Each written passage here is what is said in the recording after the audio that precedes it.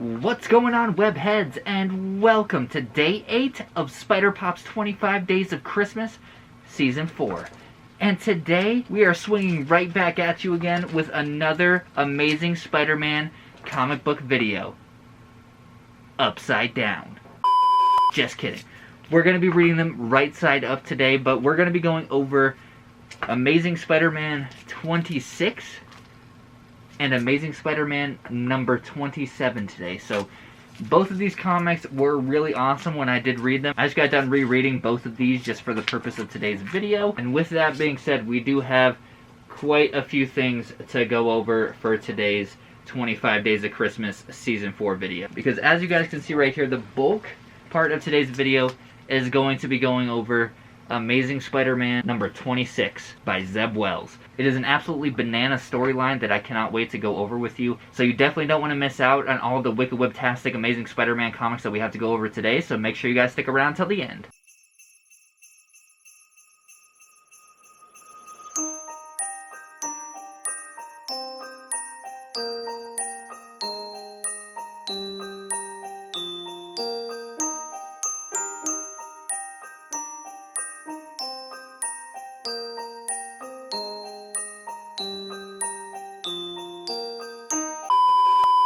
Alright, and like I said, we are going to be going over the Amazing Spider-Man number 26 and number 27 today. Overall, in the entire Amazing Spider-Man storyline, they are number 920 and number 921. And like it says in the title of today's video, we will be going over the death of Miss Marvel, aka Kamala Khan. Throughout the Amazing Spider-Man comics, especially this run with Zeb Wells, we are initially introduced to Kamala Khan in a few of the early issues of the Amazing Spider-Man comics, and we don't actually get to see her dress up as Miss Marvel in the Amazing Spider-Man comics until near the very end. But when we are first introduced to her, Miss Marvel is actually working as an intern for Norman Osborn, so she does constantly run into Peter Parker on a daily basis. However, Peter Parker and Kamala Khan have no idea that either of them have superhero alter egos, so it is kind of interesting and funny to watch them interact with each other because they both are incredibly smart in the Amazing Spider-Man comics. But other than those few couple times that we do see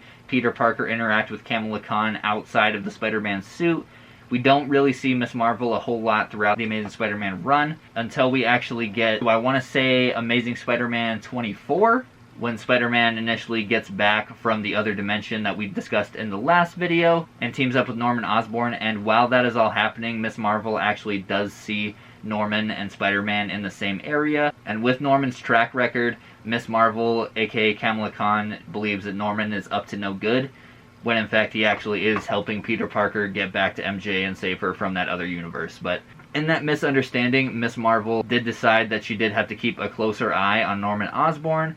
So as her alter ego, Kamala Khan, she did decide to actually take up an internship at Oscorp to keep a closer eye on Norman Osborn. So that does explain why we do actually see her in Oscorp working as an intern alongside Peter. Flash forward a little bit, I did discuss previously the bad guy Raven. And Raven, like I said before, he is kind of a jerk. Raven's entire goal here, he's no longer set on going after Spider-Man, because it turns out after MJ and Paul's time in that other dimension, Raven was demanded to make a new sacrifice, and that sacrifice wasn't Spider-Man, it was in fact MJ. So his new target is MJ, so still Peter Parker being Peter Parker, he's not going to let that happen, so he does everything he can to keep MJ out of harm's way. And after a good while of Peter and everyone living his life, Peter's finally getting his life back together a little bit, Raven comes back.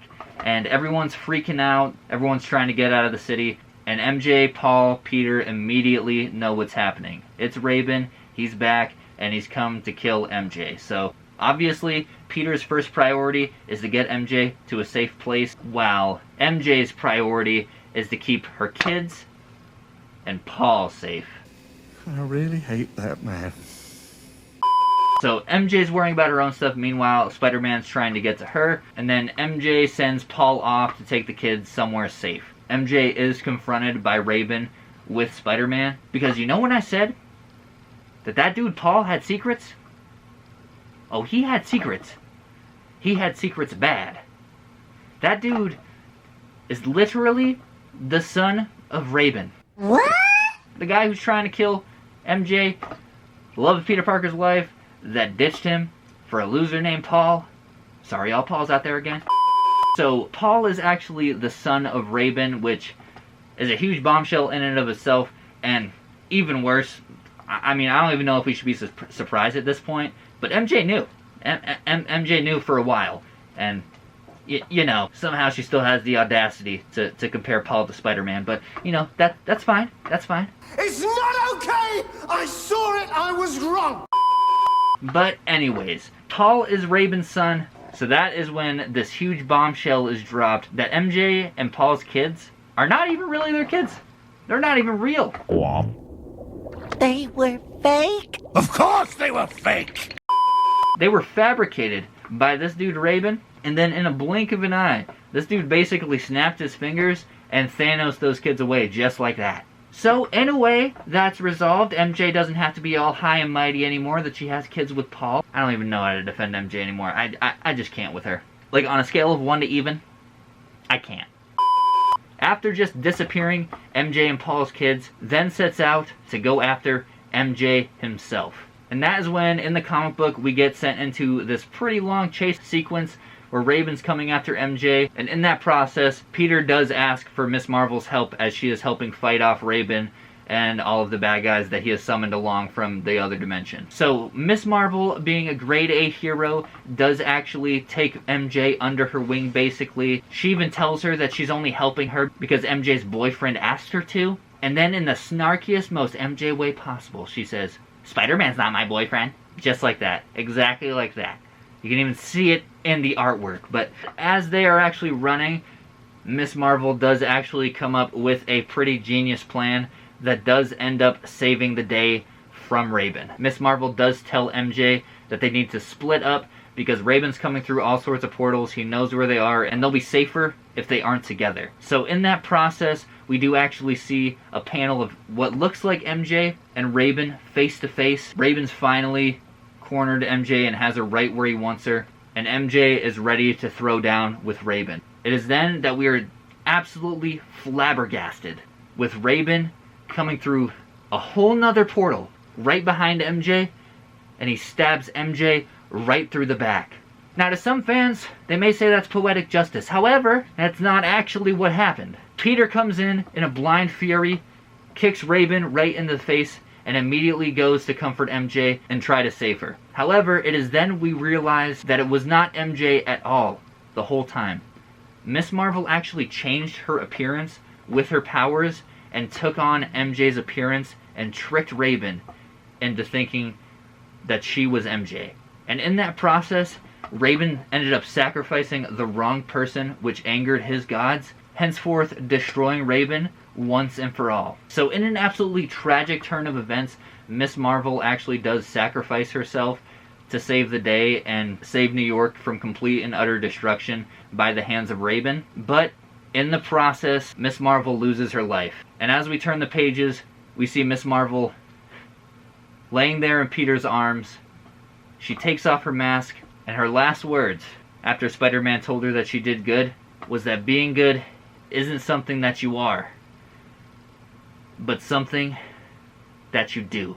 However, tragically, we are cut off right at those last couple words, and Miss Marvel fades from this life. A moment of silence for Miss Marvel. So once again, just absolutely devastating turn of events. Miss Marvel did everything that she could to help out Spider-Man, to save MJ, to save the day, and she did. She did it, but at the cost of her own life. Miss Marvel's death was just a death that absolutely shook the core of the Marvel Universe, and all the superheroes, especially Spider-Man, are going to be taking their jobs a little bit more seriously after that one. But like I said, just absolutely devastating. Miss Marvel sacrificing herself for MJ. It's tough. Like, MJ doesn't even like Spider-Man, and now Miss Marvel's gone because of her. And like throughout Miss Marvel's death, like I'm just ragging on MJ now. Throughout Miss Marvel's death, I'm here just steaming at MJ while I'm reading, just because MJ's like really not even concerned about Miss Marvel's death. Like, you look through a whole row of characters, you look at all of their facial expressions, and MJ's is like the most carefree facial expression of all of them, like, huh, she thought I was Spider-Man's girlfriend. Serves her right. Like that's like exactly the face that she had in that comic panel, and it's just it's frustrating because then like literally the next page, no, I'm sorry, Peter, I'm sorry, like Miss Marvel just died in your arms, nothing. She's like, she goes right up to Paul and is like, Paul, the kids, and Paul's like, listen, they're gone, they're done. And MJ just starts bawling and absolutely bursts into tears, and that's when we finally see some emotion come out of MJ, is when she finds out that her fake kids are actually gone. Gonna cry? I'm sorry, I getting a little heated there, getting a little steam in that MJ, but it's okay. It's okay. Like we see in Amazing Spider-Man number 27, Peter Parker's doing just fine for himself with Black Cat. It's okay. That's pretty much all we have to go over in terms of Miss Marvel's death. I am really interested to see what Marvel Comics actually does with Miss Marvel in the future. Yeah, just an absolute roller coaster of emotions in terms of comic book storytelling, and just super stoked I was able to share it with all of you guys here today for Day 8 of Spider-Pap's 25 Days of Christmas. But with all of that being said, that is pretty much going to do it for today's Day 8 video on the Spider-Pops channel. So if you guys are new here, make sure you guys hit that subscribe button with bell notifications turned on so you don't miss out on any of our future webtastic content. We're 1 week and 1 day down with Spider-Pop's 25 Days of Christmas. I hope to see you all bright and early for tomorrow's Day 9 video, but make sure you guys are staying safe out there, staying frosty and having fun, of course. Have an amazing rest of your day, webheads. Bye-bye.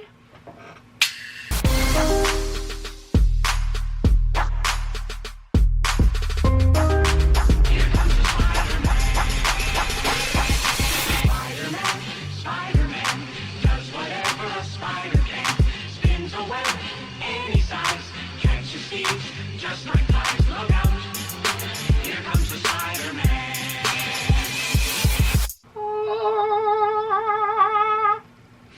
Look at that, Penelope. Everything the light touches is your kingdom.